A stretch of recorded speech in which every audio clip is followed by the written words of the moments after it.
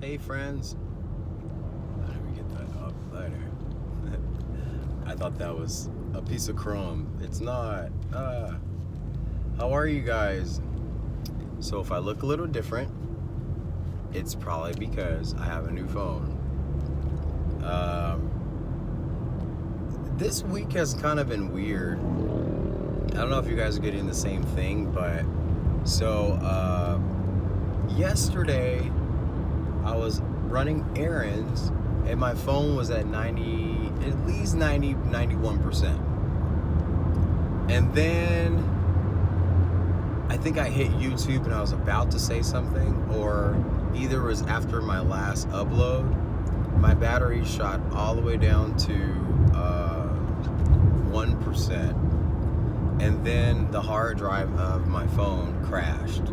So it wasn't even charging. I left my phone on the charger for 2 hours, nothing. So I didn't want to go into conspiracy theories as in like, that's coincidental that I said something that was pretty, well, I didn't say anything. I posted something that was off record, and I don't know, maybe my phone was just old and it expired. But it was an iPhone 6, so maybe the battery just pooped out. I don't know, but it was kind of weird and suspicious in my opinion. So that whole phone crashed. Fortunately, most of my data was in the cloud, but there's a lot of communication that I had through the text messages that didn't come through, so I was a little upset about that. But I just wanted to share a little bit about today. And I'm forewarning you guys, I'm gonna cry because I'm talking about my best friend, Mikey. We also call him Monkey because he's always monkeying around. But 3 years ago,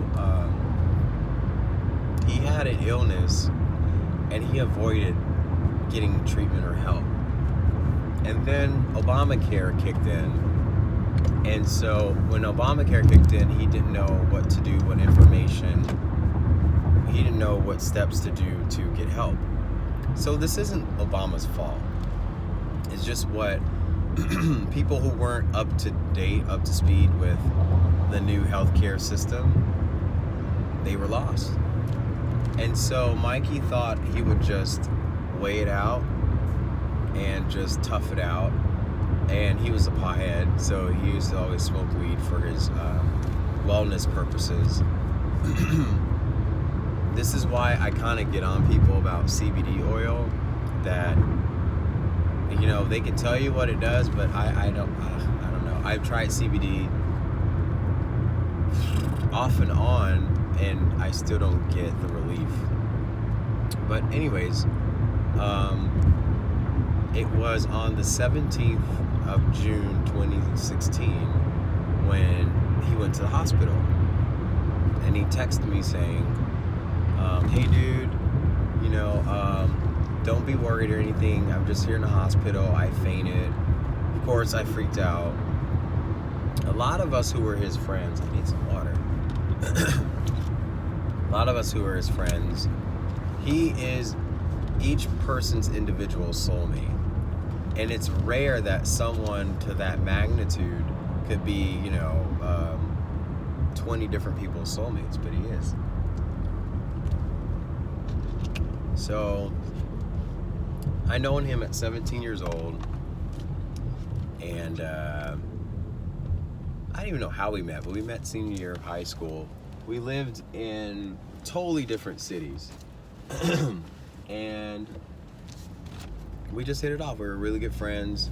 We fell in love, and then we fell out of love because we just weren't. We knew that it was best to be star-crossed lovers or soulmates because you can last forever.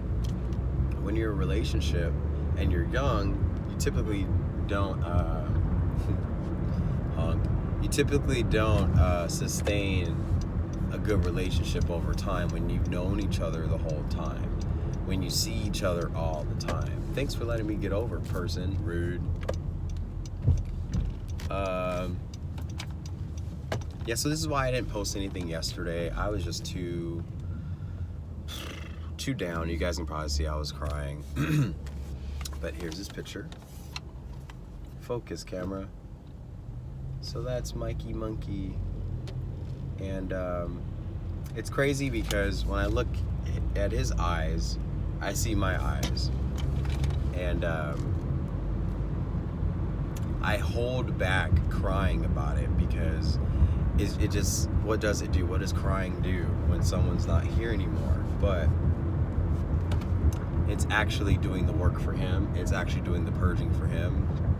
And crying creates a ley line of his energy, of all the stuff that he did, you know, all over town. So since we were on the topic of ley lines in the last couple videos, energy and people who are deceased that still carry energy in homes, we call that a walkthrough. I forgot to explain it yesterday. But people who are still alive that still have energy in places, they're still walk-through energy as well. So, yeah, but Mikey was lovable, a big heart. When he was mad, he was mad. But he just wanted the world to be unified. He wanted the world to be a happy place. It's just, he was the only person in my life that I leaned on. He was the only person that listened to me. Even when it was redundant. I was like falling in love with people I shouldn't fall in love with. But he was there and listened to me. He's like, you know, you shouldn't rush, Aaron. You shouldn't rush. But I'll still support you. Or he'll say that person's no good for you, but invite him over to the house for a beer. And then we had our awakening experiences at the same time. So literally December 2012, we were kind of like shifted into the same reality. That's how I knew he was a soulmate.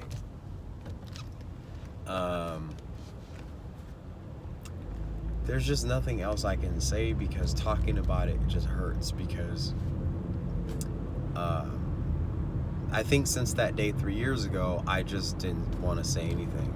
A lot of us, including his family, they just didn't want to say anything. It's just so hard that someone you were side by side with for a very long time is just not here anymore. The things you laugh at, you still see it, but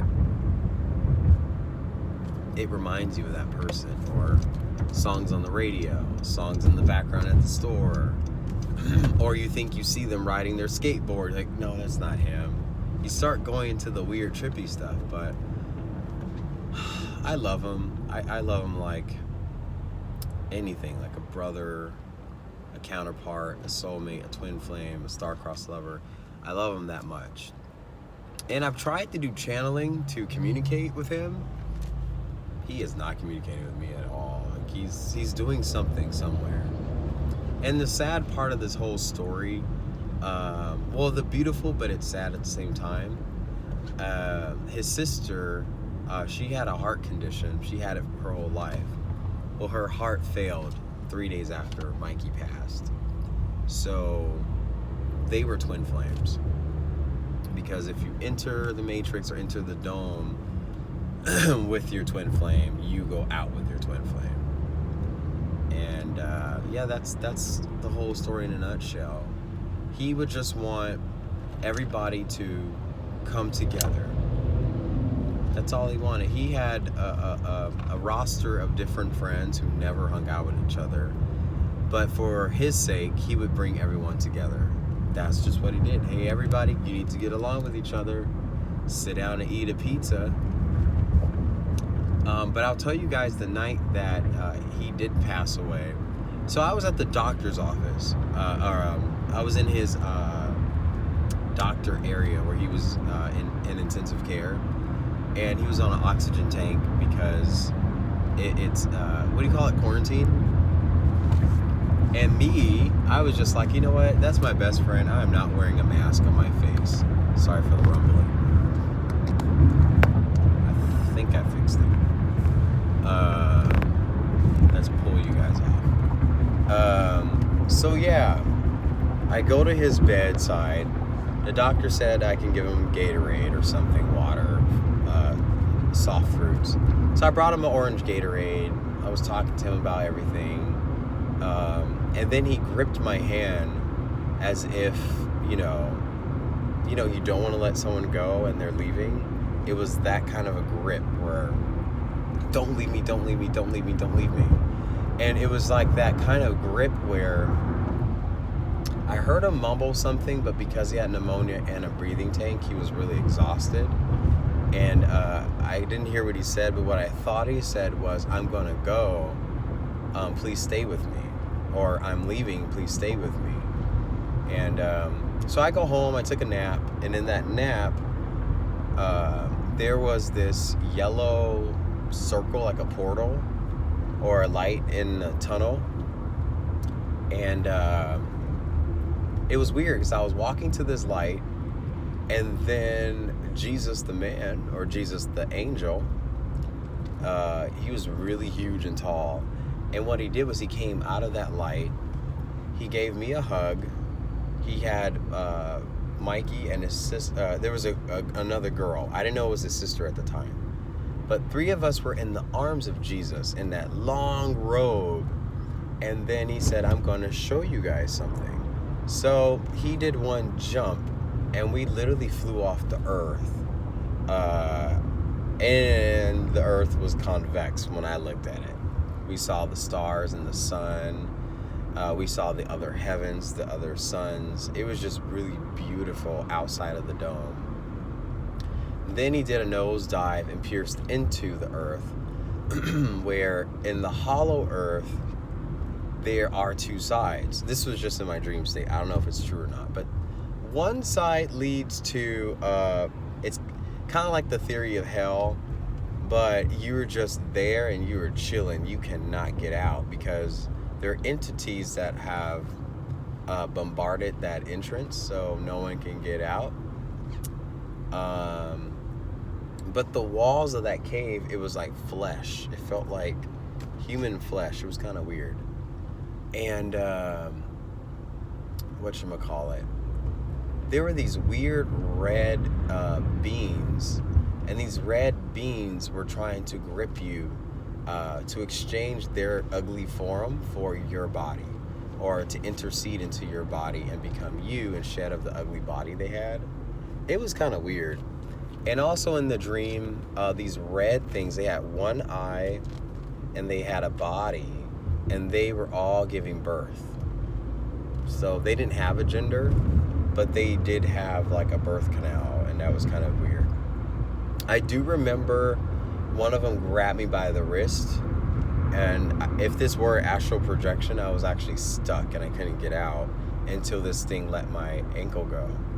And I just remember Jesus saying, you have to turn around. It's not your time yet. You have to turn around, my son, turn around. And the 2 people who were in Jesus' arms, I'm like, well, what about them? He's like, they're coming with me, but you have to go back home. And so when I turned around, the fleshy hand thing let me go, and I woke up with 107 temperature. I could have died, but that tells you that I really went through that whole process with him. I did cross over to the other side for a moment, and I came back. And so that's my story. And literally I woke up at 5 a.m. to the phone call where they said he's gone. He's gone. He passed. And everyone was just distraught. The funeral was sad. There was about 500 people. He's really touched a lot of lives of people. A lot of lives. And I know when someone leaves at that magnitude that they left behind, is very devastating. So I can't say that, he was the #1 best person in the world, but he was part of, but he was one of those people who stuck out, So I want to share that with everybody and try out my new phone. It shows all the details. I should record before my workouts, not after. Anyways, you guys have a great day, and stay tuned for another video. Hello, new subscribers. Whoop, whoop. I see you. All right, take care, everybody. Bye.